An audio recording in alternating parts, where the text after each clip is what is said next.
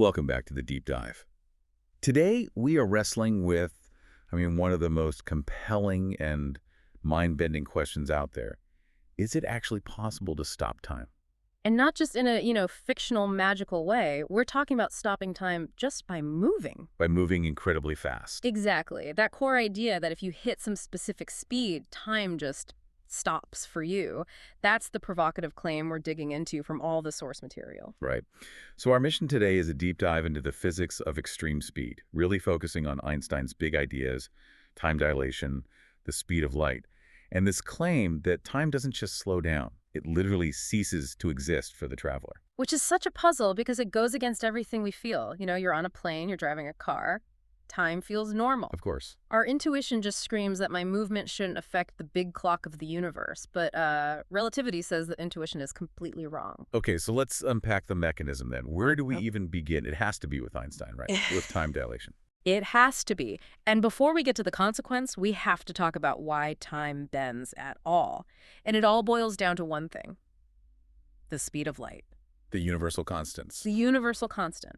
Einstein realized it's the same for everyone no matter how fast you're moving. That's the rule the universe can't break. So, just to be clear, if I'm standing still with a flashlight, light moves at c.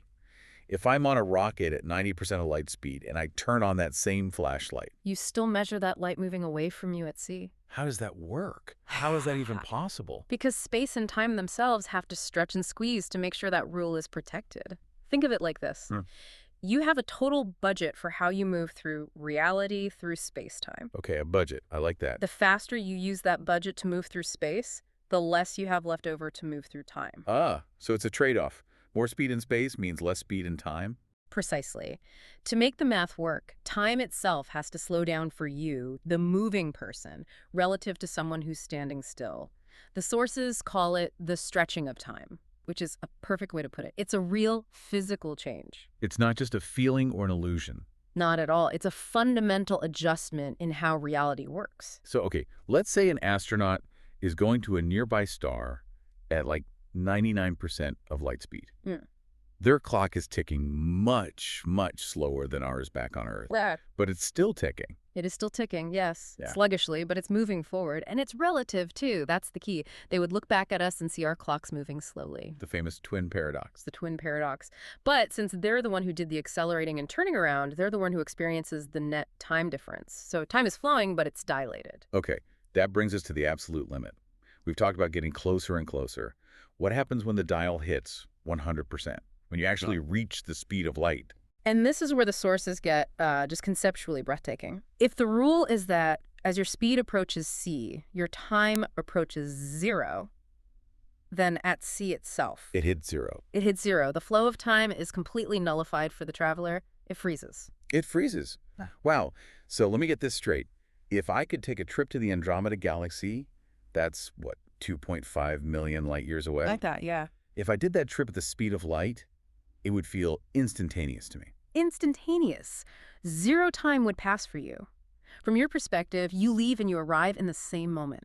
The sources use this incredible phrase that you'd be living outside the timeline entirely. But if time is stopped for me, could I even see anything? If information is carried by light and I'm moving with the light. That is a profound question. And no, you couldn't really observe in a normal sense. Since time isn't passing for you, you can't perceive change. The journey is a single point in time. Start and finish, one moment. You're just stable. You're stable in time, yeah. But the universe around you is not. And that's the paradox. Right. That's the terrifying part, isn't it?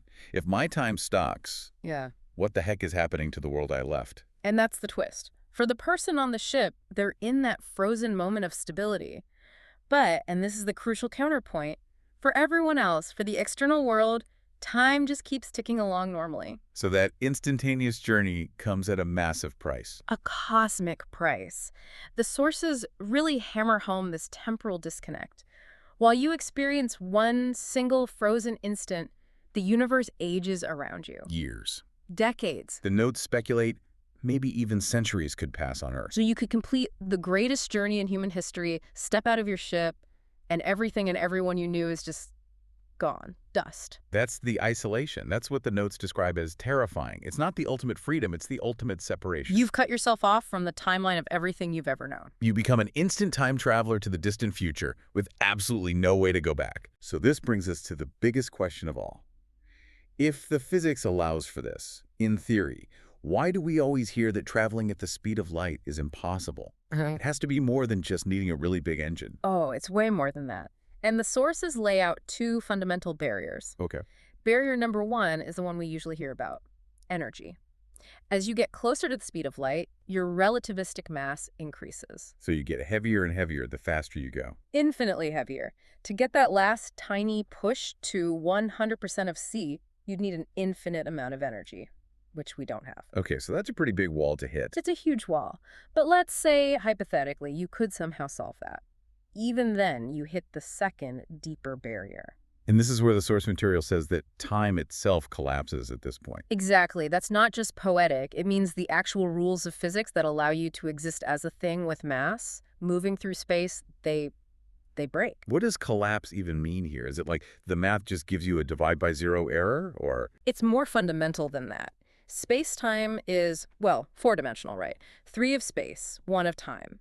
If elapsed time for you becomes 0, you've essentially tried to eliminate one of your dimensions of motion. You can't move through a 4D reality if you've personally collapsed one of those dimensions to nothing. So the very fabric of reality says no. It's not a rule you can break, like a speed limit on a highway. Yeah. It's the point where the highway itself disappears. That's a perfect analogy. The road ceases to exist in a way that allows you to travel on it. And this leads to that really profound observation from the sources, that there are laws in the universe that are not designed for us. We just have to live within them. We have to operate within them. The speed of light isn't a goal to be reached. It's a fundamental boundary on our reality. So what I'm taking away from this is that reaching light speed isn't about going fast. It's about trying to step outside of time itself.